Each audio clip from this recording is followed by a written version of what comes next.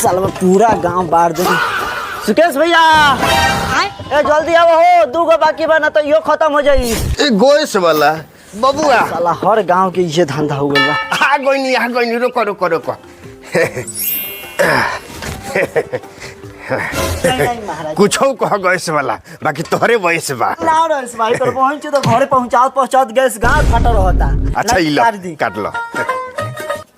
पैसा लाई ए पैसा बा हां ई लो 1011 रुपया बा। 1011 और पैसा पर रखी 1500 रुपया निकाली। 1500 कौन ची के हो? सरकारी रेट में 1011 रुपया। हाँ नु सरकारी रेट 1011 बाटे, लेकिन बहिन चीज तेला बेला करत हमार फाट जात गाड़ी बाटे। अरे मर्दवा फाड़ जात गाड़ी बाटे तो मान तनी सिवावे खातिर 50 रुपया एक्स्ट्रा डिलीवरी चार्ज लेबो धरा है। भाई अपन पैसा रख, तारा मालूम नहीं के कि यूज चलता जौन के कारण रेट बढ़ गए।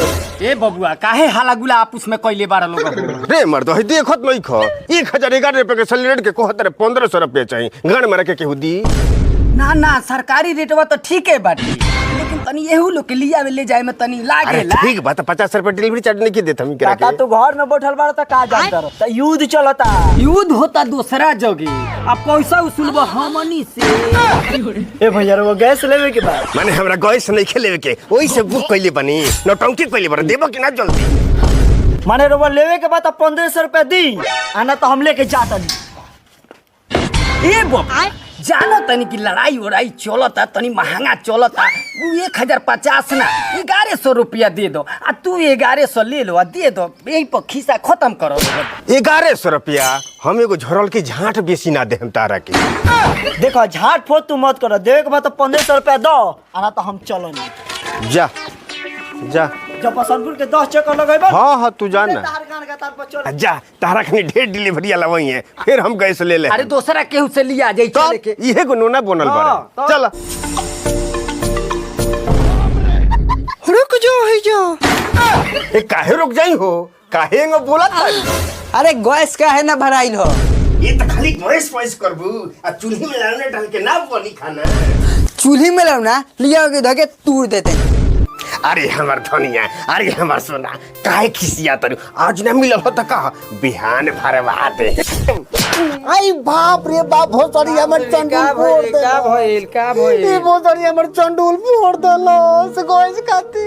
आ गैस आज ना मिलल त काल ना मिली। ए भोसड़ी का आज गैस चाहिए। बाप रे भोसड़ी ते तो बहुत कसाई बारे रे। ए नतिया के 3 दिन से कहनी है गैस लिया के, बताई ना लिए लख दुआर पे गोरा आइले तो ओकरो को फेरा दे लख। बताई बाबूजी हम माने चूल्हा पर खाना बनाई माने ये हमार चेहरा कोरिया ना हो जाई। रोक रोक ओकरा से कह के आ हम व्यवस्था करावतनी। ए आ जब तोरा के 15 से मांगत रहलो त 15 से में लिया के ना ओकरा के दे देबेला। फोन करत चल चल फोन कर अभी। बाप रे बाप मेहरारू सुन के सामने मरद के कोनो इज्जत नहीं खेरे दादा। लोग भोसड़ी जाता नहीं बाहर एकर बहिन से तक कतनो आदमी जीत जाई मेहरारू सुन के आगे हारो ही के बा। अरे बाप रे अरे बाप रे हंड कहीं फिर मत ठोके। रे बाबू गैस भराई हो। गैस के लार भराइल बा, सवेरे से सर भीड़ लागत रहा, गांड के दासा खराब। ओ का करी ए दादा अब का करी रे बाबू तनी दूध को सिलेंडर ले ले बरस भराइल हो कैसे बा। हाँ मिलता ना गैस जो खाली ले गने खाली लेके आवत नहीं। आई बाप अब का करी अब रहो ओई बहन चोद के लगे फोन करे तो।